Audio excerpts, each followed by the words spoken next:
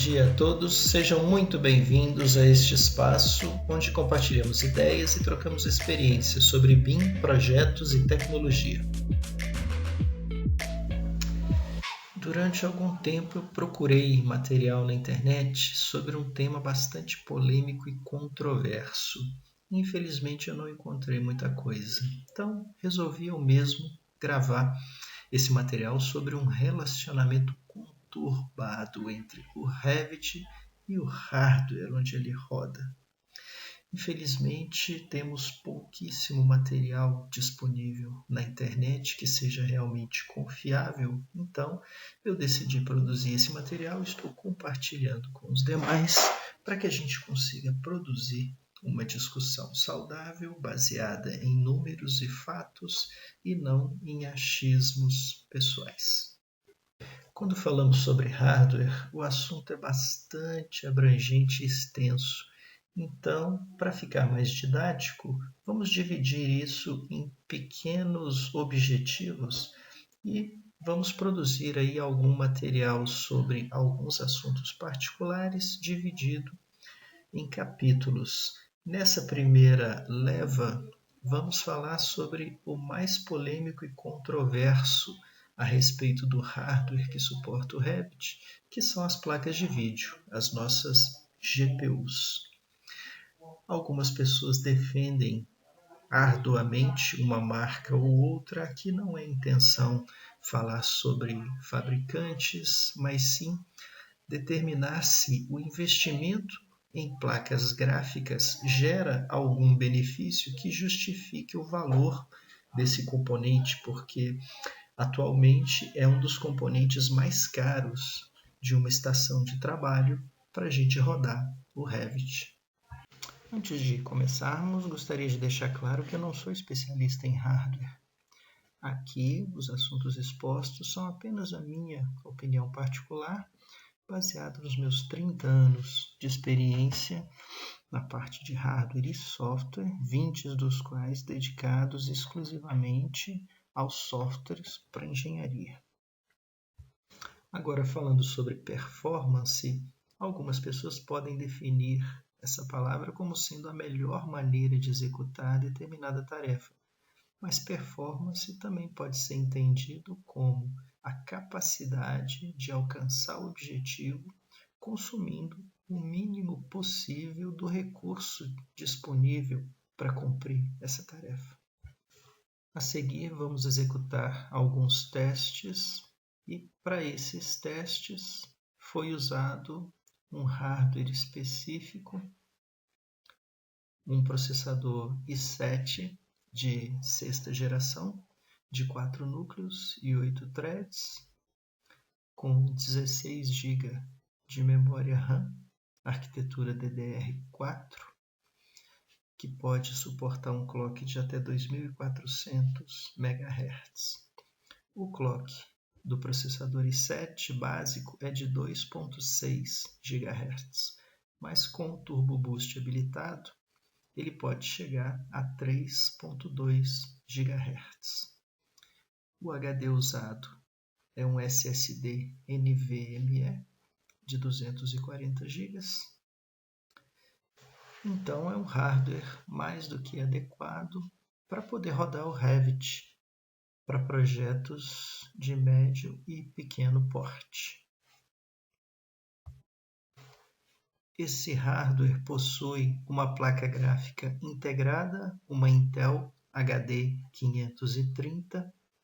Os primeiros testes a gente vai fazer com esse hardware e depois a gente vai ativar uma segunda placa de vídeo que tem dentro desse mesmo hardware, que é uma placa NVIDIA Quadro M1000, para a gente poder comparar qual é a diferença entre rodar o Revit numa placa on-board ou rodar o Revit num hardware bem mais parrudo, que seria uma placa NVIDIA Quadro. Para monitorar nossos testes de desempenho de hardware, utilizamos algumas ferramentas comuns e gratuitas, como o Afterburner da MSI e o Hardware Info e o próprio Performance Monitor do Windows. Então, para um projeto Revit de pequeno porte, a gente consegue ver que a GPU HD 530 ela consegue rodar com alguma folga. Ela não está 100% estressada, ou seja, ela ainda tem alguma capacidade ociosa para poder renderizar essas imagens em tela. O uso de CPU também está dentro de um limite razoável e, mesmo em projetos com uma quantidade bem maior de geometria, essa GPU ainda dá conta do recado. Caso ela fosse o gargalo, nesse caso específico, ela estaria batendo aí acima de 85%, 90% de utilização. Isso indicaria que a GPU é realmente um gargalo que retém a demanda do restante do hardware.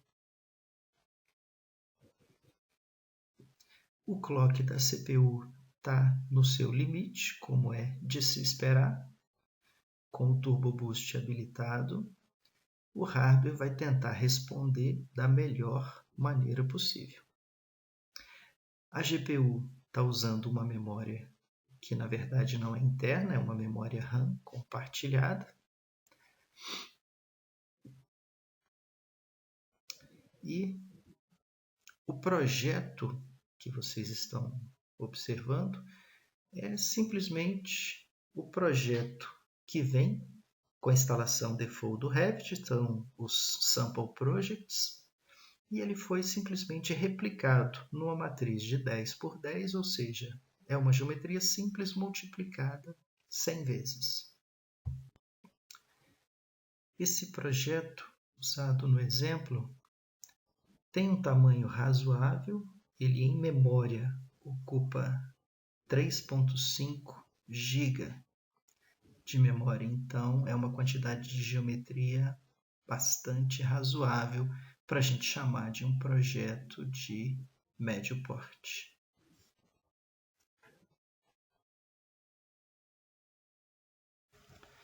Agora vamos habilitar o outro hardware que está presente, que é uma placa NVIDIA Quadro M1000. É uma GPU bem mais robusta, mais poderosa. Ela tem 4 GB de memória dedicada de arquitetura DDR5 e um janelamento de memória de 128 bits. Agora podemos observar o mesmo número de utilização dos hardwares com essa nova placa gráfica. Se comparado com o teste da placa gráfica anterior, a gente não consegue perceber um ganho tão expressivo que justifique o investimento numa placa gráfica cujo valor é tão alto.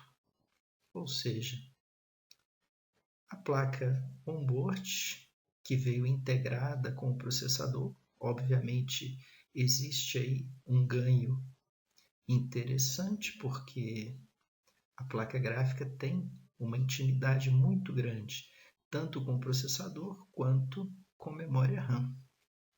Ao passo que a placa NVIDIA ela precisa de comunicação através do barramento PCI Express. Porém, não é possível perceber um ganho, mas sim uma ociosidade maior da GPU mais parruda. Ou seja, a conclusão óbvia é que existe um outro gargalo, que não é a GPU, que impede o núcleo do Revit a extrair toda a performance que a GPU poderia dar. No caso de uma escolha em investimento a ser feito em hardware, eu acredito que a GPU não seria uma boa escolha. Investir em mais memória RAM ou num processador mais poderoso pode gerar um resultado prático mais agradável do que investir em uma GPU mais cara.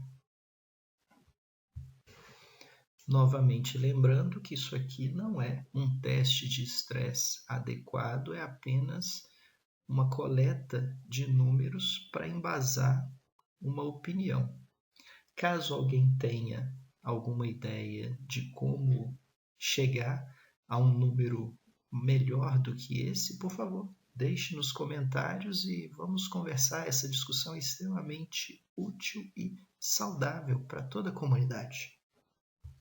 E também o objetivo aqui a ser demonstrado não é quanto uma GPU é melhor do que a outra, mas sim se justifica um ganho equivalente ao custo. Se um equipamento fica 2 vezes mais caro pela presença da GPU mais robusta, há de se esperar que a resposta equivalente seja também nessa mesma medida, para justificar o custo do investimento nessa GPU. Agora, minha humilde opinião. Se eu planto batata e eu tenho que entregar batata, eu posso comprar uma Dodge Ram 2500. Eu vou conseguir entregar as minhas batatas. Muito bem, por sinal. Agora, se eu investir numa Hilux usada, eu vou conseguir entregar as batatas da mesma maneira. Existe um ganho?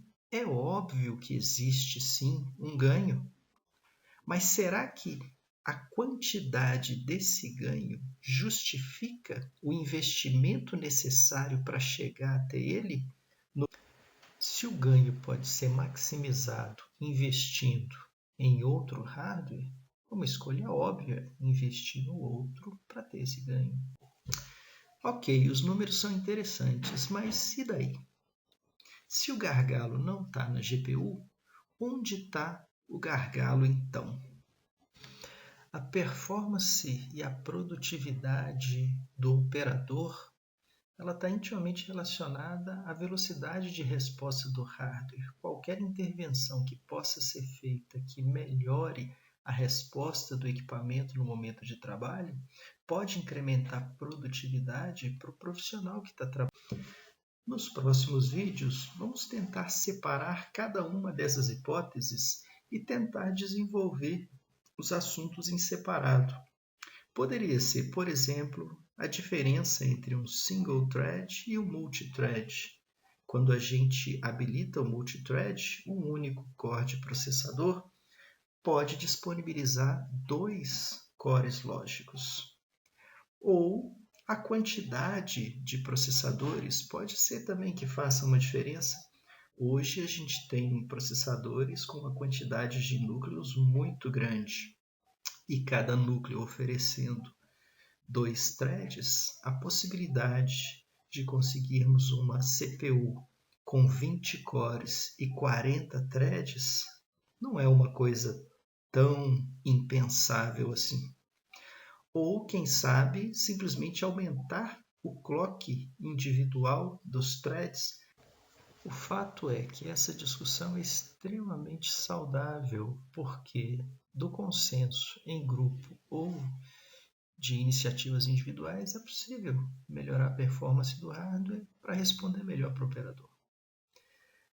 Vejo vocês nos próximos episódios e, quem sabe, nos ajudando, chegaremos aí a algo que seja útil para toda a comunidade. Um abraço e até a próxima.